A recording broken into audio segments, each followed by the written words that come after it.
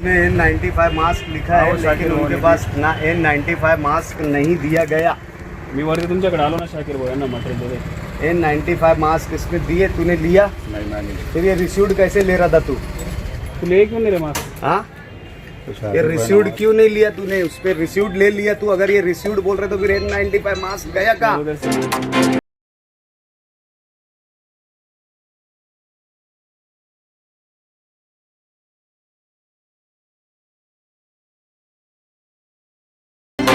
आप देख रहे हैं भारतीय मीडिया न्यूज चैनल।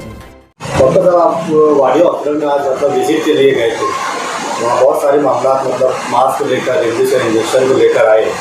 आपकी एक बेहतर नुमाइंदगी वहाँ पर रही है, लेकिन इसके अलावा और कौन सी चीज़ें वहाँ उभर कर मतलब आपके सामने आई थी? आज पूरे महाराष्ट्र में या पूरे हिंदुस्तान में सबसे सुलगता हुआ मसला जो है वो रेमडेसिविर इंजेक्शन का है। पीछे दादा भूसे साहब ने कोविड के ताल्लुक से जो मालेगांव म्यूनसिपल कॉरपोरेशन के प्रशासन को बुलाकर और पुलिस प्रशासन को बुलाकर जो मीटिंग ली थी, उसमें एक चीज़ मालेगांव म्यूनसिपल कॉरपोरेशन के डिप्टी कमिश्नर जो है कापड़नी साहब, उनके ज़रिए ये बात बताई गई थी कि मालेगांव म्यूनसिपल कॉरपोरेशन ने 1000 रेमडेसिविर इंजेक्शन जो है डीपीडीसी का जो 2 करोड़ की फंड आया उसमें मंगाए और 5000 इंजेक्शन का ऑर्डर करे। मैं जब ये टेंडर स्टैंडिंग कमेटी में आया था उस वक्त मैंने पूछा था जो हमारे हेल्थ ऑफिसर है, तो हेल्थ ऑफिसर उस वक्त तो आइसोलेट थे, कोई नई हेल्थ ऑफिसर थे, उन्होंने बताया कि 300 रेमडेसिविर इंजेक्शन मंगाया गया और मीटिंग में 1000 बताए। यहाँ पर जो कॉन्ट्राडिक्शन आया तो उसकी मालूमात लेने के लिए जब मैं आज जो है हमारे औषध विभाग में गया कॉरपोरेशन के, तो वहाँ एक टेम्पो खड़ा हुआ था, वहाँ पर कुछ मटेरियल मेडिसिन जो है वो डिस्पैच की जा रही थी। मैंने मालूमात लिया, तो जब मैंने मालूमात लिया कि मैंने ऐसे ही यानी रनिंग यूजुअली उनको बोला कि ये जो आप लोग जो है ये मटेरियल मेरे सामने रखो। जब वो मटेरियल रखने लगे तो उसमें 95 मास्क नहीं था और ये सेफ्ट्रैक्सोन विद टॉज़ोबैक्टम जो इंजेक्शन था वो नहीं था। तो वो 300 की क्वांटिटी उसकी थी और 500 N95 मास्क की थी। मैं यानी हैरत में पड़ गया कि एक ऑर्डर जो डिस्पैच हो चुका है, जिसका यानी वो उसके लिए रिसीव्ड लेटर ले लिया टेम्पो वाले ने कि मेरे ताबे में माल आ गया, और उसमें ये इतने बड़े 2 आइटम नहीं थे। तो मैं ये बात पर वो हैरान हो गया कि आज मैं इत्तेफाक से यहाँ पहुँच गया, मैं रेमडेसिविर इंजेक्शन की मालूमात लेने के लिए पहुँचा तो मेरे सामने ये मामला आया कि वहाँ पर के 300 इंजेक्शन और 500 मास्क जो है वो ऑर्डर में डिस्पैच ही नहीं किया जा रहा था। तो मैं ये चीज़ सोचा कि यहाँ पर कितने बड़े मामलात होते होंगे इस मामला। और आज पूरा शहर जो है वो दवाइयों की कमी की वजह से पूरा शहर आज जो है परेशान है। मालेगांव शहर जो है वो कोविड के मामले में आज देहातों का पर सेंटर हो चुका है। हर कोई इलाज की गरज से मालेगांव आ रहा है और मालेगांव शहर में भी जो है तकलीफ़ कोविड की हो रही है। और ऐसे हालात में इस तरीके की दवा गोली का जो मामला आया ये काफ़ी संगीन है। मालेगांव म्यूनसिपल कॉरपोरेशन ने इस पर ध्यान देना चाहिए और बरसरे इक़्तिदार पार्टी जो इस मामलात में अहम जिम्मेदार है वो इस मामलात पर ध्यान देना चाहिए कि क्या मटेरियल हमने मंगाए हैं और क्या मटेरियल जो है वो वाटअप हो रहा है। इसके बारे में तो जाहिर सी बात है कि आज जो बरसरे इक़्तिदार है, जो सत्ताधारी लोग हैं, वो लोगों को आज इनकी जिम्मेदारी बनती है। वो एज ए एडमिनिस्ट्रेटर मालेगांव शहर पर है बैठे हुए मेयर जो होता है वो एडमिनिस्ट्रेटिव पावर रखता है, वो इंतज़ामिया का पावर रखता है, वो निगरां का पावर रखता है। तो जाहिर सी बात है मैं तो सीधा यही बोलूँगा कि ये जो है ये मेयर का काम है एडमिनिस्ट्रेशन का कि हमारे पास कितनी चीज़ आई है, कितना हमारे पास मेडिसिन आई है, कौन से दवाखाने में कितनी मेडिसिन गई है, क्योंकि ये हालात डिज़ास्टर के हालात है। ये हालात जो है ये आज जो है यानी आम हालात से हटकर हालात है, इसलिए आज निगरानी तो बेहद ज़रूरी है। ये काम जो है इंतज़ामिया की हैसियत से मेयर का है, सत्ताधारी लोगों का काम है कि आज वो ये चीज़ों पर ध्यान रखना चाहिए। आज सुलगता हुआ मसला है रेमडेसिविर, कोई जो आम बात नहीं है।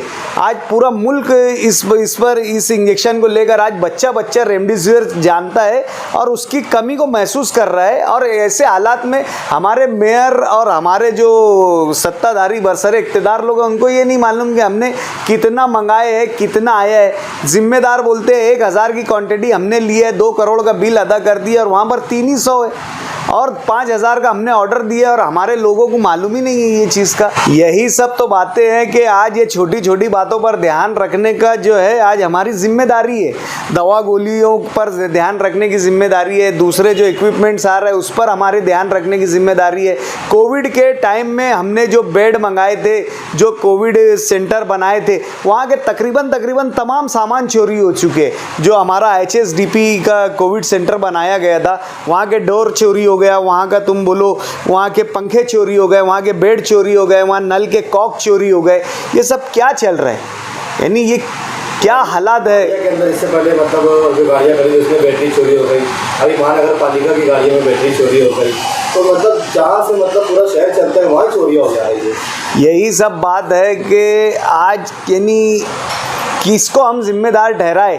बार बार हम आवाम के सामने ये बात ला रहे हैं कि किस तरह बरसरे इक़्तिदार और इंतज़ामिया तसहली का शिकार है, किस तरीके से सुस्त रवि का शिकार है, किस तरीके से यानी आवाम की मेहनत की गाड़ी कमाई से आने वाले कारपोरेशन टैक्स के ज़रिए जो इंतज़ामात है और जो चीज़ें वो उसका किस तरीके से दुरुपयोग हो रहा है, किस तरीके से चोरी और क्या ये हो रहा है। ये आज यानी एकदम अजीब शहर में माहौल हो गया।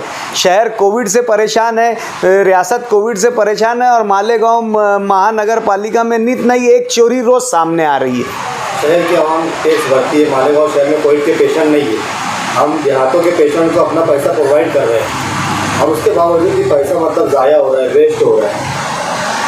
बस ये तो बहुत अफसोस का मुकाम है आज यानी इन हालात में कि जो आज नुमाइंदगी की ज़रूरत है शहर को, जो बरसरे इक़्तिदार है उसकी आज हमें सरबराही की ज़रूरत है। लेकिन देखने में ये आ रहा है कि कोविड के मामले में बरसरे इक़्तिदार का किसी तरीके का जो है कायदाना रोल नहीं रहा है, ज़िम्मेदाराना रोल नहीं रहा है। अभी कल की बात है, सारा हॉस्पिटल में आपके इलाके गाँव आपके एक नौजवान लड़के की मतलब रेमडेसिविर इंजेक्शन ना मिलने की वजह से मौत हो गई और उसको लेकर सारा में बहुत हंगामा आ रही होगी।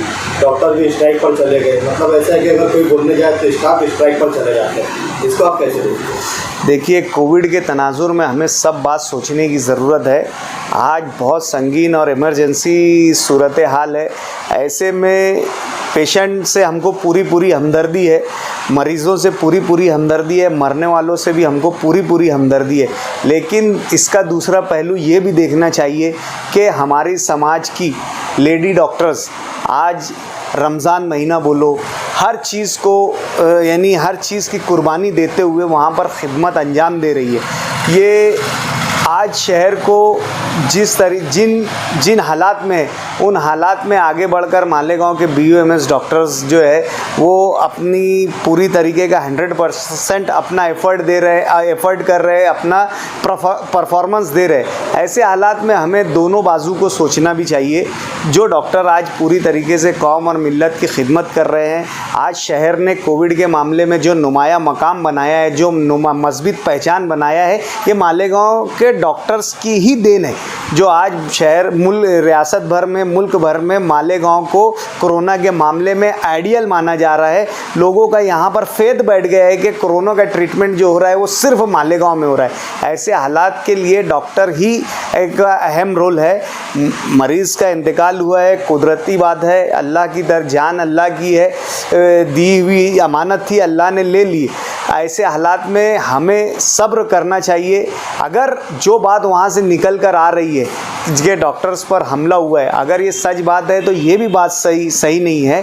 और ट्रीटमेंट का जहाँ तक के मामला है, अब ऐसे हालात है कि रेमडेसिविर इंजेक्शन क्यों नहीं दिया गया है, ये भी अहम ज़रूरी बात है कि अगर पेशेंट पॉजिटिव है तो उसको स्टाफ ने रेमडेसिविर इंजेक्शन देना चाहिए था, और अगर निगेटिव है तो उसकी बॉडी भी रिश्तेदारों के हवाले करना चाहिए था। लेकिन हालात ऐसे इमरजेंसी है, कुछ शासन के प्रोटोकॉल है, गवर्नमेंट के कुछ नॉर्म्स है, कुछ डायरेक्शन है, वो कोविड के सेंटर के जो जिम्मेदारान है, डॉक्टर्स है या जो लोग हैं, उनको फॉलो ही करना पड़ रहा है कि अगर कोविड सेंटर में जो पेशेंट आया है और उसकी वहाँ डेथ होती है, तो ऐसी सूरत में जो गाइडलाइंस आई है, जो प्रोटोकॉल आया है कोविड के ताल्लुक से, पेशेंट को डायरेक्ट जो है जिस मज़हब का है उसके वहाँ पर उसकी कब्रस्तान बोलो या शमशान भूमि ले जाकर उसकी आखिरी रसूमात अदा करना चाहिए। ये गवर्नमेंट का डायरेक्शन है।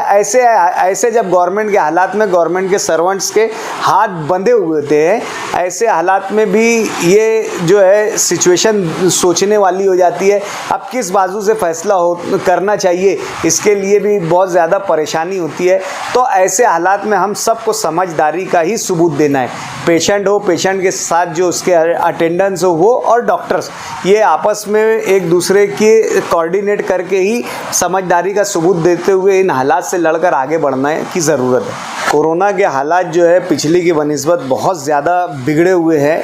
अमवात की शरह इस मर्तबा कोरोना की दूसरी लहर में बढ़ गए हैं। ऐसे में हमारी ज़िम्मेदारी बनती है कि हम हमारे शहर की हिफाजत करें।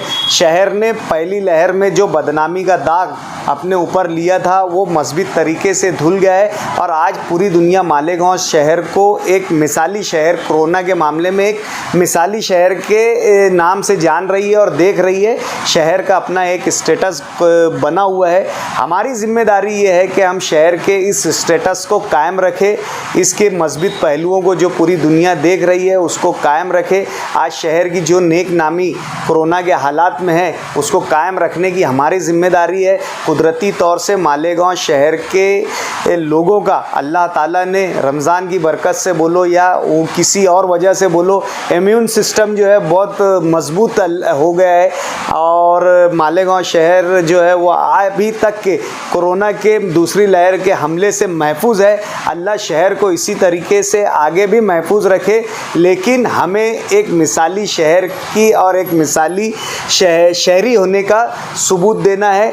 और आज जिस तरीके से कोरोना के मामले में हमें ये शर्फ हासिल है कि बैरून शहर की हम खिदमत करते हुए उनका इलाज कर रहे हैं, ये इस आइडेंटिटी को, इस पहचान को, इस डिग्निटी को हमको कायम रखना है। ये मेरा रमज़ान के ताल्लुक़ से शहरियान को मैसेज है।